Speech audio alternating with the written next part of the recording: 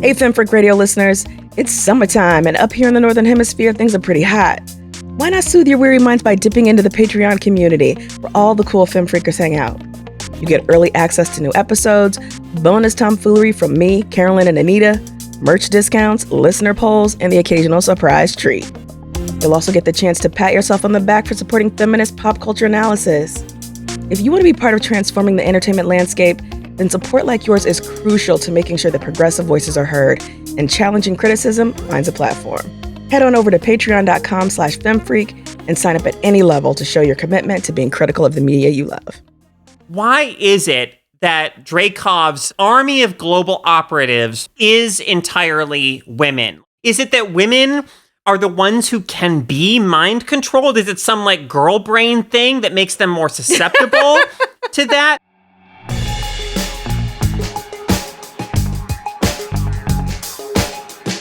Welcome to Feminist Frequency Sleep Hour. This is the show that asks you to take naps in the middle of the day. This is now an ASMR podcast. Ooh. Yeah. Y'all, I just woke up. I'm so tired. This is going to be great. Setting expectations early. Yeah. That's good. That's good. I'm all about setting expectations, you know? Uh-huh. As in, don't expect much. But, that's not a joke, is it? It's not even a joke. She just woke it's just up, a y'all. statement. But yeah, again, Okay. Anita, we've already established that Anita just woke up. So this, we're setting expectations. We're literally doing the thing. In case you accidentally stumbled upon this podcast that you've never heard of or don't know any of us, which I don't know. Oh, this is not a good one to listen to for your first time, man. I don't know how that happened. This is Feminist Frequency Radio, and this is the show that asks you to be critical of the media that you love or hate or feel neutral about. Or whatever other options there are. I'm Anita Sarkeesian, and I'm joined today by two women who both have the name Karl Marx tattooed across their knuckles. Carolyn Pettit. Hello, hello. And Ebony Adams. Thug love. I loved those tattoos. When I saw that he literally had Karl Marx across his laughed knuckles, so hard. I was like, oh my God, that is perfect. I did not notice that. But I noticed Karl, and I was very confused. Oh, yeah. It's a matching set. It's like Love and Hate in Do the Right Thing, but it's Karl Marx. Sure. I feel like Ebony has Karl and Carolyn has Marx, and then when you put them together, you're like the super sisters. Exactly. Our powers combined or whatever. No, what I have is Karl on one hand and then Malden on the other. There you and it go. doesn't really work. But Yeah. That's a joke for old people, kids. But you do accept American Express. Okay. Karl Marden was a spokesperson, I believe, for American Express at one point. He absolutely was, but we are I was speaking say, the language of our listeners here, right? Y'all, if you don't know what they're talking about, you're not the only one. Yeah. This happens to me all the time. Okay. It's fine. This week, we're going to be talking about the 24th fucking hell film in the MCU saga, and yet only the second to focus on a female hero, Black Widow. Stay tuned for this riveting conversation. We're batting 1 in 12, so that's not bad.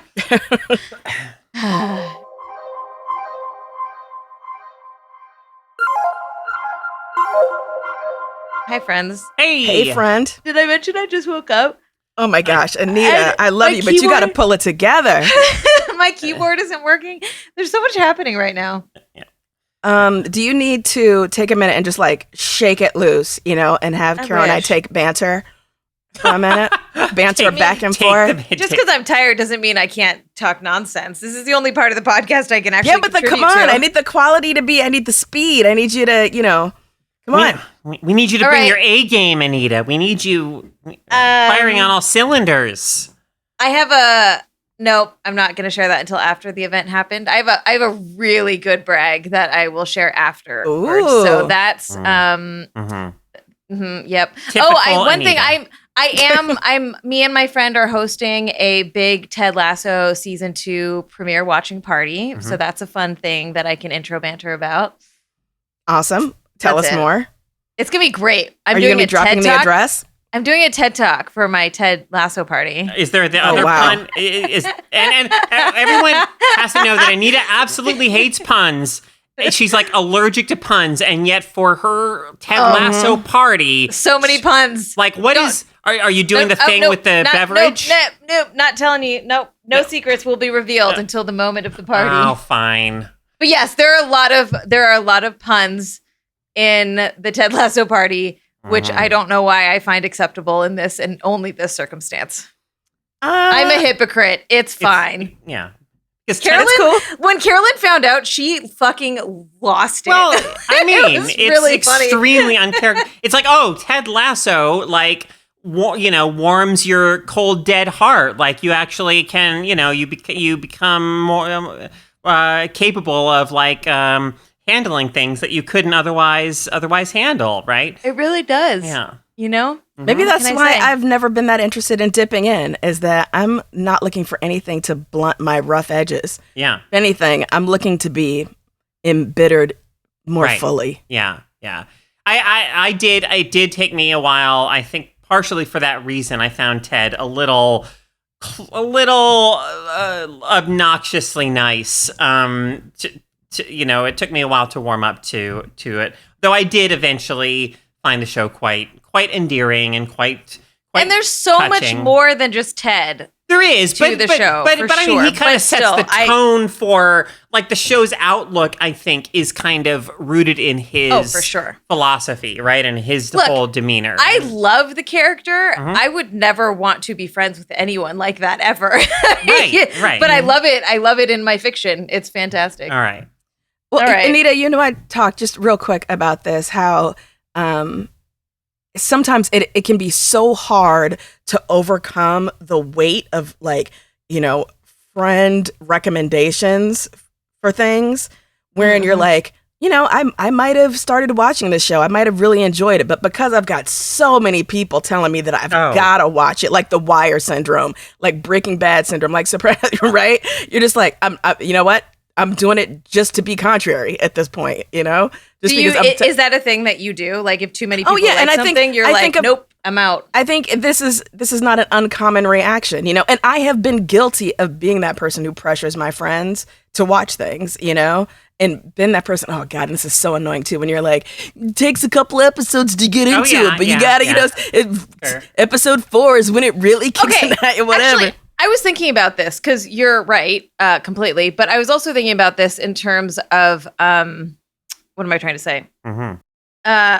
Because like TV shows today have such a short shelf life, and they're at such risk of being canceled almost immediately. Which, that's not totally new, but it's a different landscape. Where, remember the shows that we loved as kids took like 2 seasons to get good, and we still stuck with it. Like, it's kind of funny to me now that, like, we're like, hey. It's like, suffer through 3 episodes because it's not great. And then it gets really good. Where before it was like, the first 3 seasons of DS9 is fucking trash. Like, let's be honest. I don't know. I don't like any of the show. But you know what I mean? Oh, gosh. Anita. But same with Farscape, right? Like, the first season of Farscape is fucking trash. Like, I just think it's funny that, like, there's so much fucking television to watch that we don't have the time to be like, I want in there's right now. There's a lot more space to have shitty episodes, even at the very beginning when you're trying to hook new viewers. If you've got a season of 20 plus episodes, increasingly we're getting season orders for 6, 8, 10 episodes. There's absolutely no space for filler, and viewers know that. So it's like, okay, if you haven't hooked me in the beginning, and it's not just about pacing. It's not just that there are people who are like, it was slow, I couldn't get into it. If by the terms of your own show, I am not interested in the characters, in, the world, in the rhythm that you have set up in episode 1, I might come to love it more by episode 4. But as you say, Anita, there's so many other things I could be watching. I just, I will say, something like Watchmen, like, I stopped watching it after we did the podcast. I was like, I didn't like that at all. And I'm so glad I went back and watched it because it was fucking exceptional. So, I don't know. I think I have more tolerance. And I have more faith in certain people's advice on watching stuff that I will. I will suck it up. I will suck it up and do it. So, yeah. All right. Well. Oh my gosh, Anita. Sorry. I feel like we so super don't want to talk about this movie that we're just like filling in the time with some bullshit. No, I'm ready to talk about it now. I was really reluctant initially, as Carol can attest, but now I am in it to win it, and it's not going to be just about the supreme tattoo work. All right, let's do this then. An ordinary American family in an ordinary American suburb is getting ready for dinner. Then Dad comes home from work, and clearly things have gotten a little topsy-turvy at the office. They have to make a break for it, not just to the next town or the next state, but back home to Mother Russia. Yes, they are Russian operatives living in deep cover in the U.S., but no, this isn't the film adaptation of Carolyn's beloved TV series, The Americans, which is totally what I was thinking about, Carol. It's Black Widow, the latest entry in the mandatory pop culture juggernaut that is the MCU. Scarlett Johansson is joined by Rachel Weisz, David Harbour, and is David Harbour Hopper? Yes. Oh, God, I love him so much. And Florence Pugh in a quest to defeat Ray Winston's... Wait, Winston? Keep all this in, y'all. This is the meat that makes this really good. This is the gold. His evil General Dreykov, who has a global army of mind-controlled women at his disposal. The film attempts to balance themes of chosen family, trauma, and healing with its need to deliver lots of fight scenes and CGI spectacle. Does it succeed? And do we care? We already know how the MCU disposes of Natasha in Avengers Endgame. Most importantly, which star of this film has the least convincing Russian accent? Let's get into it. Mm-hmm. Yes, okay, please. Before we start, Mm-hmm. I mean, no, we are starting. Yes. I'm starting. Florence Pugh is a fucking delight. Oh, so good. So good. Honestly can say I don't hate this movie because of her. Same. Like, I was really shocked at how much I enjoyed her performance. See, I mean, I kind of feel this. I mean, I do admire Florence Pugh a lot, but for me, I mean, the key performances here are Scarlett Johansson, unsurprisingly, but also David Harbour. Like, my husband. They were, wow. They were the two that. But yes, I mean, the characterizations and the acting did kind of, you know, for me, make this a slightly above average MCU film. And I want to say, too, before we really get into it, I do feel a little bad that we don't have like a full-on MCU advocate like in our trio, because I feel like those listeners may be underserved by us, right? Like, we are not. Yeah, but Carolyn, they don't give a shit. They're not listening to us because we're Marvel fans. I would say I'm probably closer to that than either of you, because I am a fan, you know, and, you know, I'm unashamed to say, and I have rewatched most of the MCU movies several times. Okay. You know? Wow. I did not know that. And I've been, you know, keeping up with the. I didn't either. Yeah. You're an undercover fan. Only undercover in that I don't like answering the phone to talk to people, but otherwise I have no problem telling folks. But I guess my thing of it is, because like I enjoy these movies and I am enjoying the TV series that we're getting, and yet I am still so hyper aware of like the garbage, you know, pro Law and Order U.S. imperialist messaging and send them that, you know, I don't know, maybe there is a part of me that's like, I don't want to be too loud about how much I love, you know, Iron Man or whatever, because I don't want to have to break this down and explain it. Love Iron Man. Okay, well, so here's the thing. Yes. I know that I don't live in that universe. I'm afraid you do, Anita. I'm afraid you do. Okay, I did not want to watch this. I probably wouldn't have watched it if we weren't talking about it on the podcast, because I hate Black Widow's character. I've always hated her character. I hate everything in the way that she's depicted. I actually watched Winter Soldier this weekend, and I almost forgot how fucking terrible they treat that character. Like, she's just like a fucking sex puppet the whole time. So you're like, how good can a movie be about Black Widow in general? And I'll say, look, the movie it's not like a fucking winner. Like, we could sit here and pick out all of the things that are terrible with it, but I didn't hate it. Like, I actually, like, I almost enjoyed it a little. Well, listen, like, grading on a curve, you know? Once we got back to Mother Russia, I was in it to win it, you know? Like once at that point I was like, things picked up for me. I was much more interested, which is entirely contrary to my friend Kat, who's been a guest on the podcast, who loved the beginning of the film much more than I did. I have said for fucking ever that I hate Scarlett Johansson as Black Widow. Like, I think that they give her nothing to work with. I, for the longest time, thought that Scarlett Johansson was a terrible actor because it was so bad, even though I've now learned that she's not. She's actually wonderful. And I think that they gave her more here. Like, it's not great, but there's definitely way more, like, depth and nuance to her within the framework that, you know, can be given in an MCU movie. I'm trying to figure out which of the 17 things that you disagree with that you want to tackle first. I want to comment on.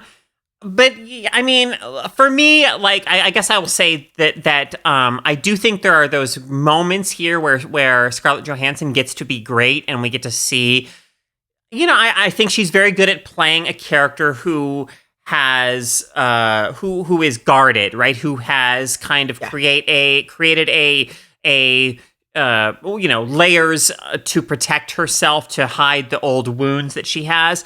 And she can play that depth really well.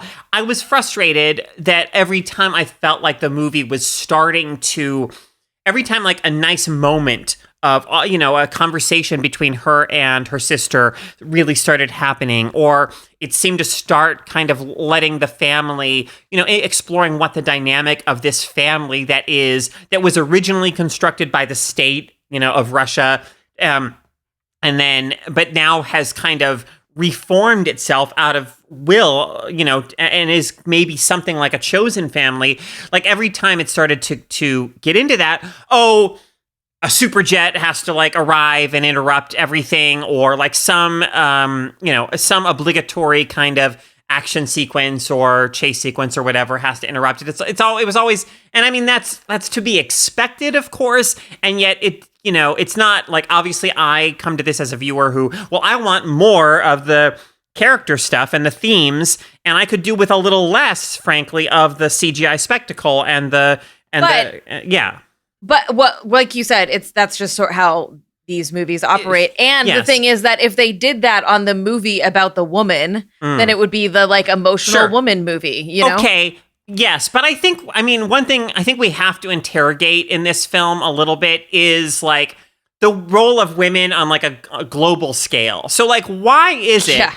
Like, I mean, I'm willing to swallow a certain amount of like just zany comic book plots for the sake of just like, so we can have plot lines about world domination and where like the fate of the world is at stake and everything. But let's think like, why is it that Dreykov's army of global operatives is entirely women? Like why does that in world or in universe or make sense? Or what does that say? Is it that women are the ones who can be mind controlled? Is it some like girl brain thing that makes them more susceptible to that? Is it like he says at one point, like he literally says at one point, using the one natural resource the world has too much of, girls. And I'm like, okay, in what way? I mean, other than like viewed through just a purely patriarchal lens, in what way are there specifically too many girls in the world as a natural resource, and not to like, if you were creating a worldwide network of operatives, why would you? There's no reason why you wouldn't have men and women in it. But I feel like we swallow the idea of mind-controlled women a little more easily, maybe, than we would like mind-controlled, like a gender mix or mind-controlled men. I mean, obviously, like, okay, the Winter Soldier, Bucky, like he was mind-controlled for a while. I'm just saying there's something interesting and to me, like worthy of like interrogation going on there. I think that one of the interesting things with regards to what you're saying, Caro, and something we haven't yet touched on is the fact that Black Widow was directed by Kate Shortland, right? And so even though Lexi Alexander should be recognized as the first woman to direct a Marvel movie, because Punisher Warzone, exactly, is not in the MCU as we know it. Right. A lot of people tend to leave her out. So we've got Kate Shortland directing this, and I do think there are moments, without putting too fine a point on it, where the fact that there is a female director is evident, because I think, especially given the kind of directors that the MCU has used in the past, male directors, there is no way in which there wouldn't have been more sort of like leering, discussion of why why women, why girls are chosen for this sort of work. There absolutely would have been, some sort of like more gross appreciation of their bodies and the role of like, sort of Mata Hari style seduction, work that they could do. Like actually getting in bed with power and whatever. And I do think there's a way in which this could have been much, much grosser, and it wasn't. Like there were clearly, like hands on the reins that I appreciated. The thing that got me was not so much like when Dreykov, listen, Ray Winston loved that guy, okay? And when his like East End gangster London accent popped up occasionally, the accent work in this, chef's kiss. But the thing that got me about this whole like Black Widow, Red Room situation was when Melina makes this comment about how Black Widow wasn't abandoned, she was taken. Because one of the things they do is they identify infants with like a genetic predisposition to success in this program. And I was like, okay, hold up. That's gross. And you're not going to talk yourself around how gross that is by presenting me with like a multiracial, multi-ethnic crew, of Black Widows. What you're saying here is that there's something like genetically superior about these. This is gross. This is fucked up. Yeah, I was thinking, obviously I was thinking the same thing, Carolyn. And at the end, when he says that line about the most whatever resources girls, I was like, oh, is it because like, is it that sexist bullshit that like women are unassuming and therefore they can weasel their way into things and nobody will think that they're there to kill them? And the reality is like, yes, that's what all of the narratives of female like superheroes and trained killers and assassins has always been. And so they're just like skirting around it without talking about it. And I'm sure that's in the comics somewhere, which I don't think any of us read. But I was also thinking about how like there's a lot of references to like women things in this movie in ways that like are fine, but also fit into this larger narrative of like, we're just going to drop these comments and it's going to seem like we're getting into shit when we're really not. So like the fact that they all get hysterectomies, like forcibly sterilized was like a joke, like just for play because it made a man uncomfortable to talk about. And then there's also the like, she bought, and whatever, I realize that there's nuance here, but like her the way that she was empowered to make her own choices was to buy a piece of clothing with pockets, and you're just like, yeah, we get it. Cool, the women thing. I actually did love the vest with pockets. I did too. Look, I did love it. I did too, but let's be honest, like it could have been anything. Right. And I enjoyed it, but I can't remove it from the fact that this is the movie about the female superhero, about women being taken advantage of. It had very like low key Fury Road vibes where Yelena is like, we're just things to him. And then the whole thing about like women being natural resources to be used up. Like it was just like very surface. The fact that you guys didn't get his whole reduce, reuse, recycle message is really fucking with me right now. The guy's an environmentalist.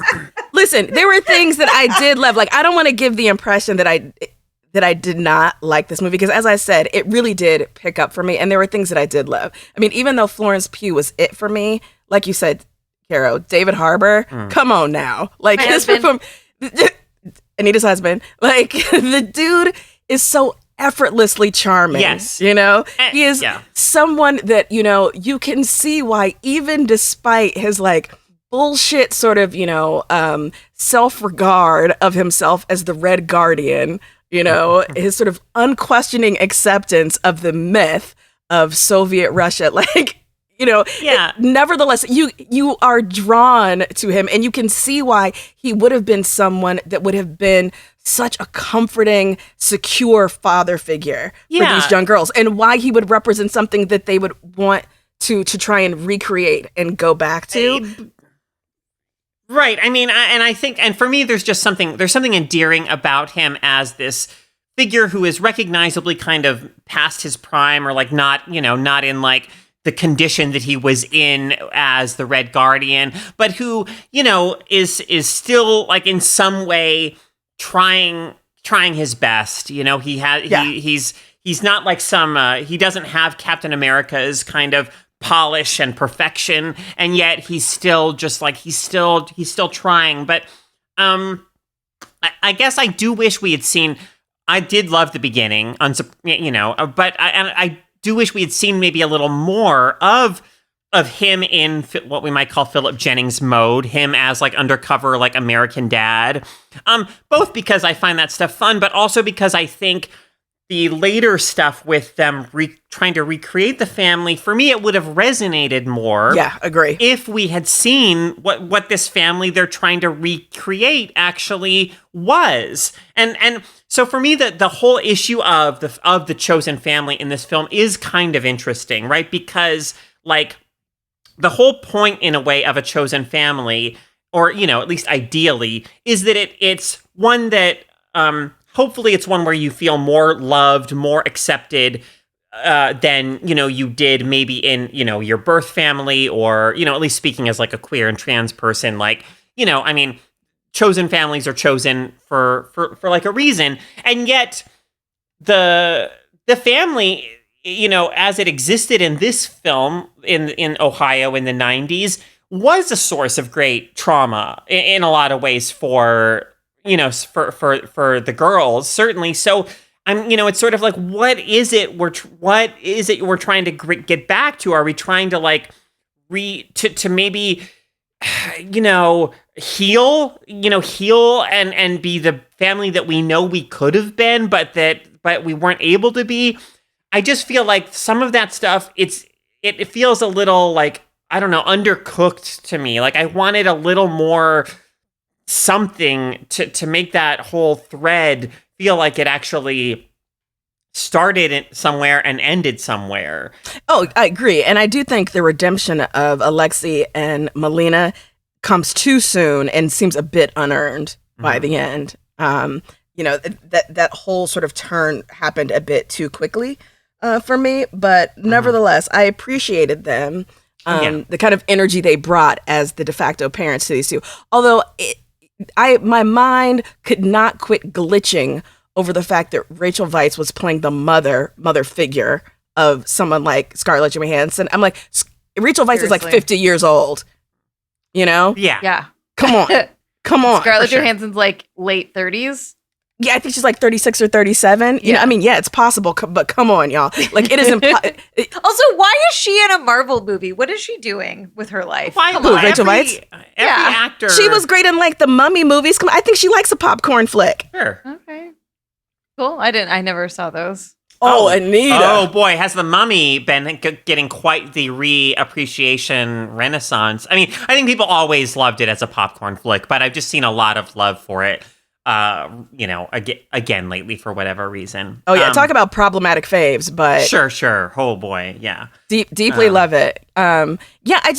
There's okay. You know what? All I have left to talk about is superficial stuff. So I'm going to throw back to y'all before I get into the things I need to say about. I have a note that says, yeah. I mean, I think we're well. Oh, yeah. Okay. I have another major point, but no, let's let Caro actually do some of the real work of analysis. Do the heavy lifting for us, Caroline. So, another thing I think we can at least talk about is MCU spoilers. Everyone, we know what happens to Natasha, right? We know that she dies in Avengers Endgame.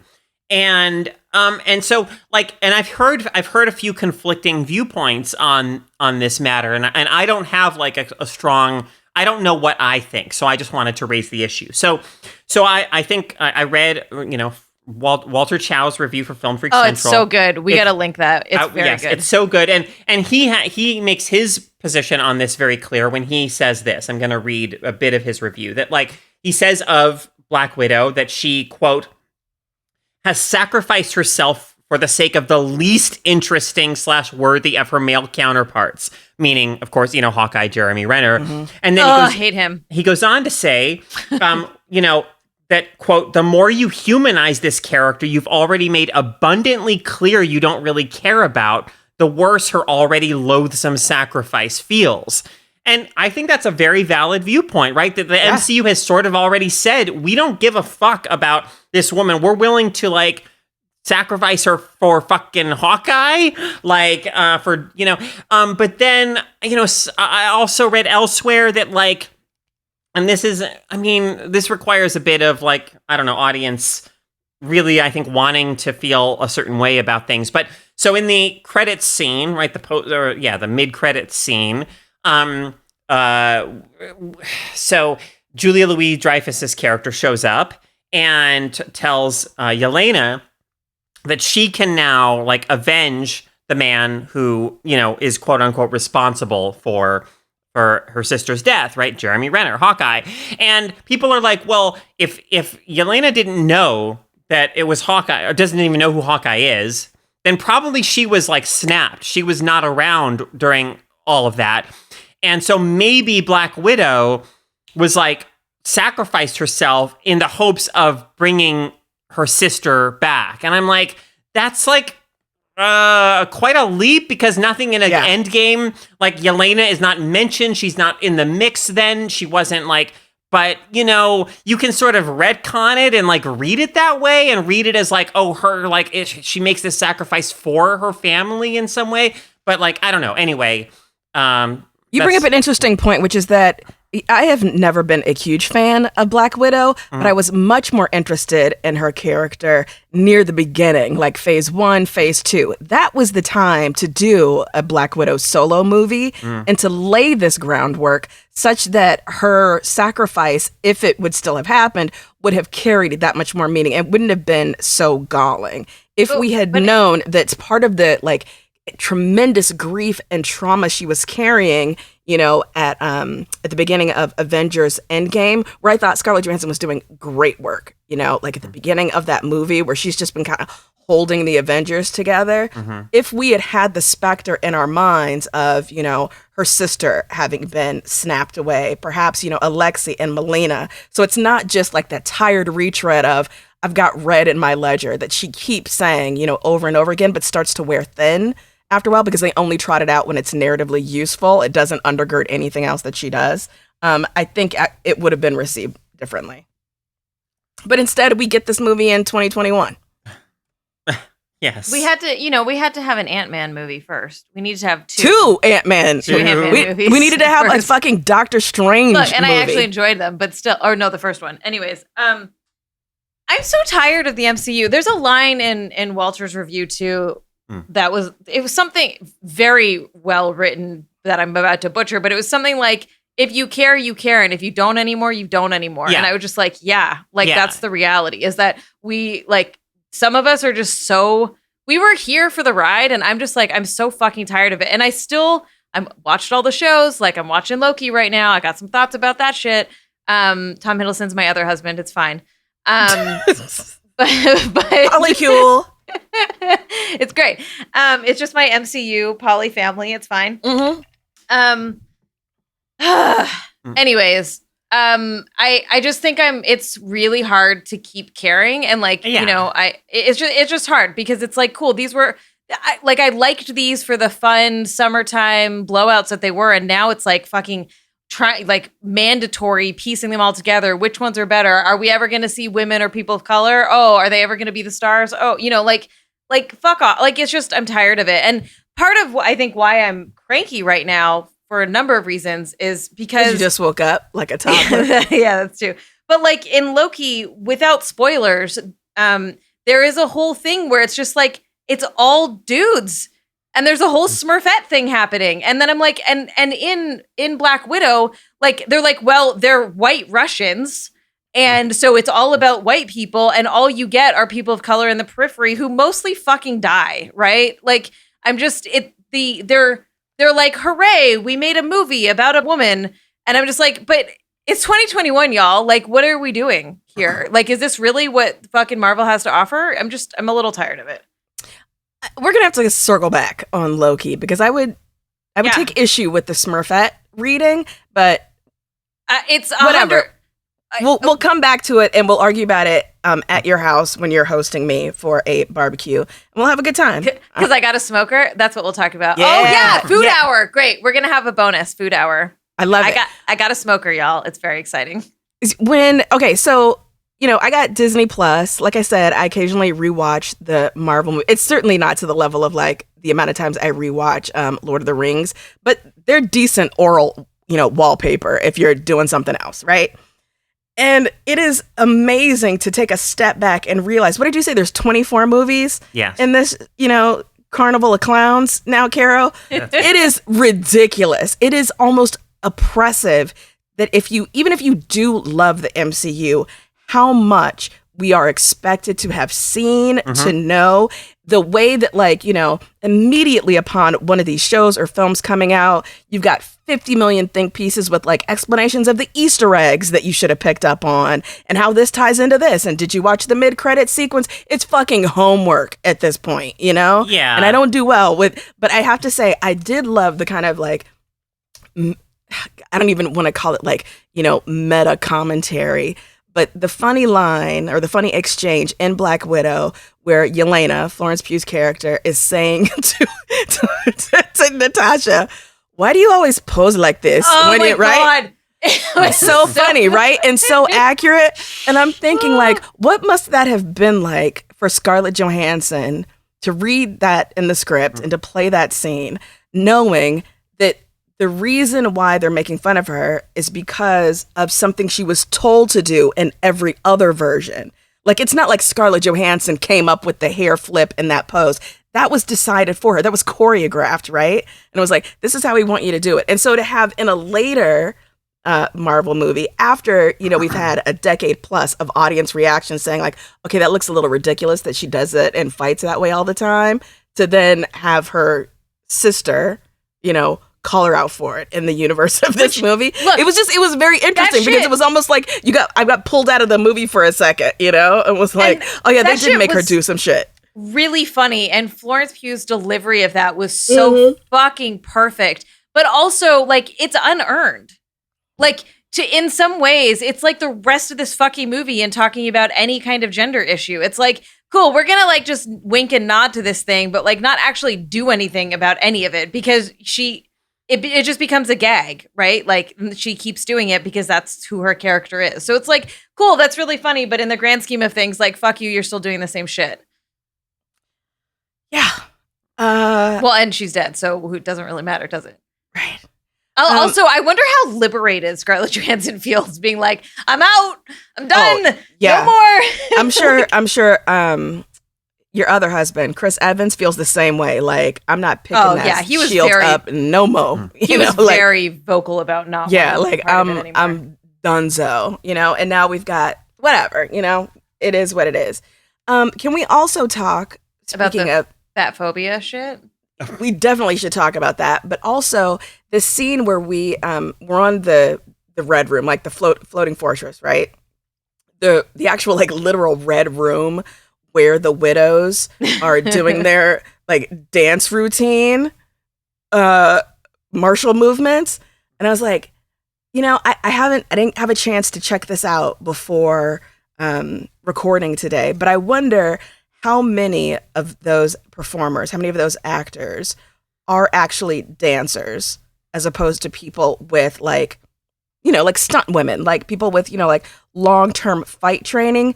Because ultimately, what is important is that women remain sexy looking while they are fighting, and they must have certain kinds of bodies, right? So you would think that in the vast pantheon of these widows who have apparently taken over the globe and who are installed in all these seats of power, that there would be someone who was not lithe and lean, but there would be someone with more bulky muscles, but that we're never, ever going to get that, right? We're going to get a very specific form of feminine beauty, and the fighting we're going to see is never really ugly in a way that will reflect back on those fighters. So you have later when Natasha, spoiler alert, breaks her own nose to disable the like the pheromone lock she has, and I was like, hey, you know what happens when you break your fucking nose? It doesn't look good, and you're in like, I don't care what kind of mental training you've done. There's blood. Your nose looks fucking wonky, but she looks gorgeous throughout that entire scene. You know, like you also get black eyes when people punch you in the face. I think about that a lot. So I was actually thinking about the fight choreography in this as well, because so they did a couple of things. One is the Taskmaster, or whatever the fuck the tasky whatever robot person Not was. a robot. I mean, whatever. Basically, mind controlled perfection, kind of. Well, anyways, it doesn't matter. Well, but she's also like organic, Dreykov's daughter, and I mean, there's spoilers. There's stuff, God, Carol. Yeah, but there's stuff. Anyway, there's stuff going on there that she's like. Yes, but yeah. Ignoring all of that, which doesn't matter to the point I'm trying to make, is that like they talk about her, like, because it's a reveal that it's his daughter, right? That's like the big thing that happens. So when Florence, when Yelena and Natasha are talking about this character, they're like he, and you can see in the build and the fighting is like a more traditional, probably what we think is like a masculine style of fighting, stereotypical, blah, blah, blah, whatever, gendered garbage. But like when Natasha fights, she uses her legs a lot. She like gets up around the opponent's neck and like twists them around and uses her legs to flip them over. And I was thinking about how like that is very gendered. You don't really see male superheroes fighting like that. And I just got to thinking about like, do choreographers do that on purpose when it's female superheroes because it looks fucking cool and you get to see their ass, which let me tell you, we saw so much of Scarlett Johansson's ass in this fucking movie.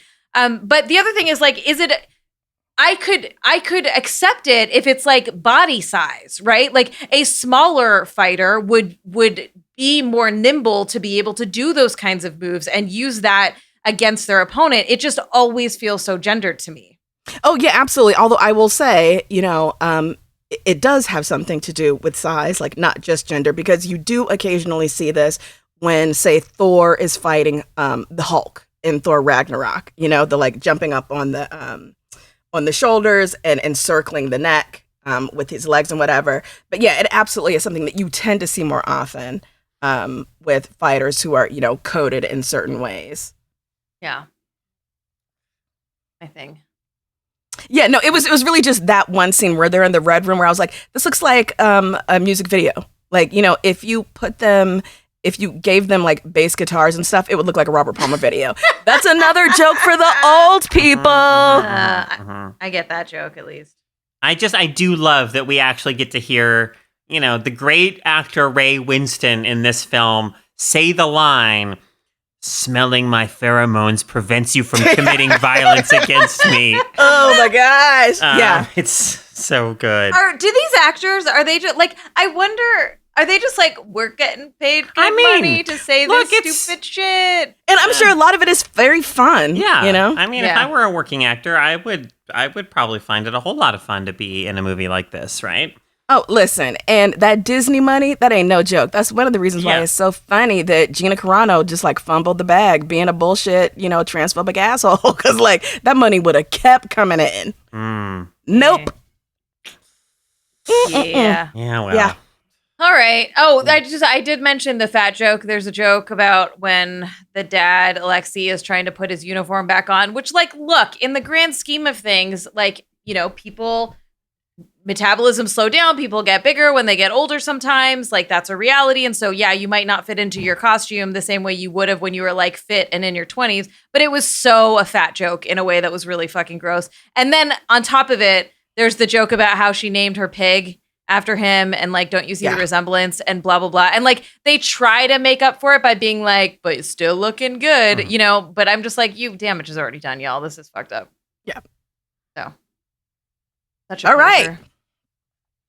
All right. Do I have anything else? I wrote magical glitter dust, which I was like, seriously, it's fucking glitter. Come on. Yeah. A lot of that stuff felt pretty gendered to me. Yeah. But shockingly, I didn't want to rip my eyeballs out the whole time. I was really surprised. I thought that you would all be excited that I wasn't poster. Like Anita Sarkeesian at Feminist Frequency says, I didn't want to rip my eyeballs out. You know the memes that have been going around with Vin Diesel and like family or whatever? Did they do one about this movie? Because there was so much like family shit in it. It made me think of Fast and the Furious. I guess it's up to you to do that, Anita. No, that's okay. All right. We'll be right back. Okay. Oh, we didn't talk about the accents. It's fine. That was We'll just a talk about joke. it in the bonus. I didn't actually expect us to talk about the accents. Oh, I mean, I did. Oh, okay. I wanted to hear Ebony's hot takes about these fucking accents. Yeah, it's really more bonus worthy, y'all. Yeah, okay, bye.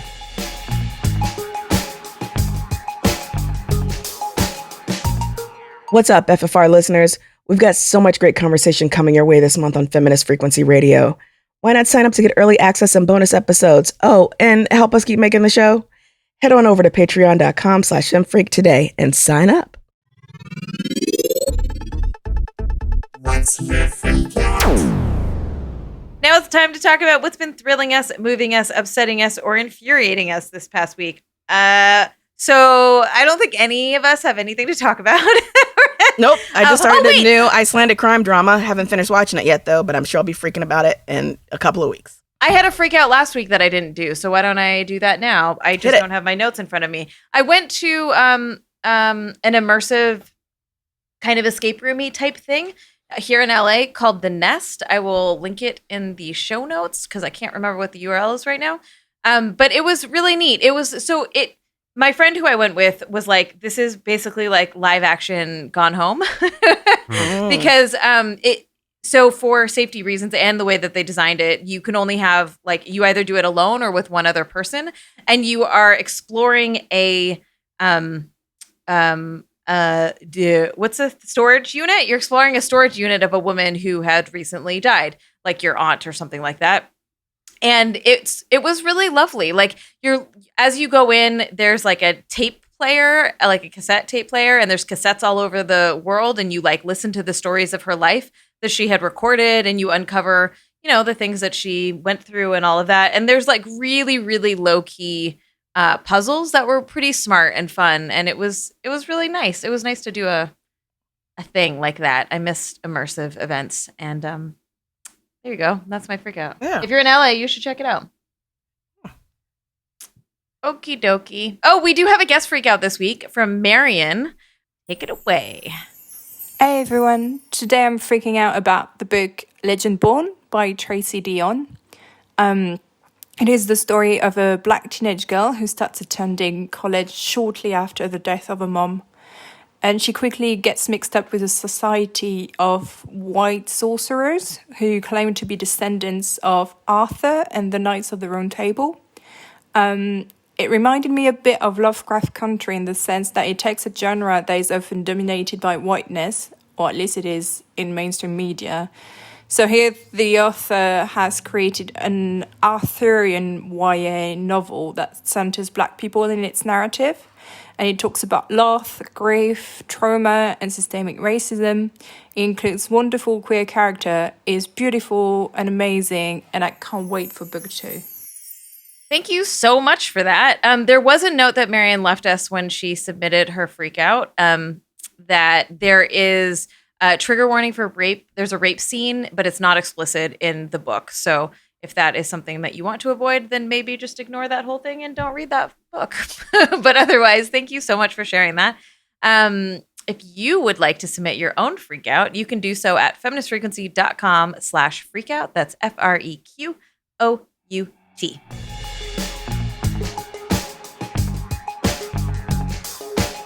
Thanks so much for listening to Feminist Frequency Radio. Tune in next week when we'll whip together another episode ripped on the front lines of feminism and pop culture. Wow. This is what happens. I don't write these scripts. I'm really good at this. Hire me for all of your VO needs. We'll be talking about something next week. We keep waffling about what that's going to be, so it'll be a surprise to you as much as it is to us. Our show is engineered by Rob Parrott. Carrie Stimson provides technical support, artwork by Jamie Barron, and our intro music is by Phil Circus. Thanks for listening. Bye, everyone. Bye.